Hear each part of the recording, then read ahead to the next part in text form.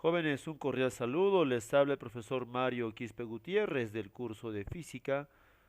Vamos a darle solución a la pregunta, una pregunta de temperatura. Una pregunta sencilla, pero interesante. Un termómetro de gas a volumen constante tiene una temperatura de 40 grados Celsius, cuando la presión es de 10 kilopascal. Si el termómetro está a nivel del mar, ¿cuál es el cambio de la presión respecto a la temperatura para cualquier valor de presión y temperaturas menores a 50 kilopascales y 220 grados Celsius?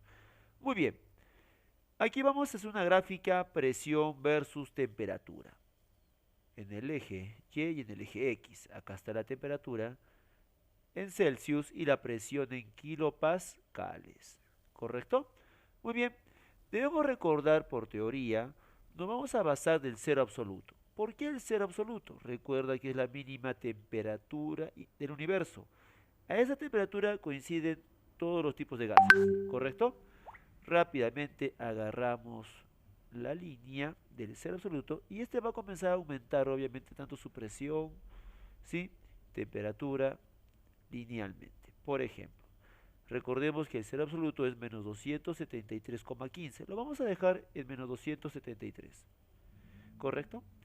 Acá tenemos cero el origen. Y me indica para 40 grados Celsius. Por ejemplo, aquí, 40 grados Celsius.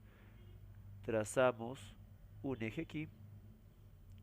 Y otro que coincida con la presión. Correcto. Muy bien. Ya tenemos aquí tanto la presión como la temperatura. A la presión de 10 kilopascales. Muy bien. Recuerda que la pregunta me pide cuál es el cambio de la presión respecto a la temperatura. Vamos a analizar esta parte. El cambio, diferencia. Por ejemplo, de la temperatura, variación de temperatura y variación de la presión. ¿Correcto? Ahí está. Y justamente la pregunta me pide esta parte, simplemente las variaciones. Variación de la presión respecto a la variación de la temperatura. Analizamos la variación de la presión, que sería simplemente 10.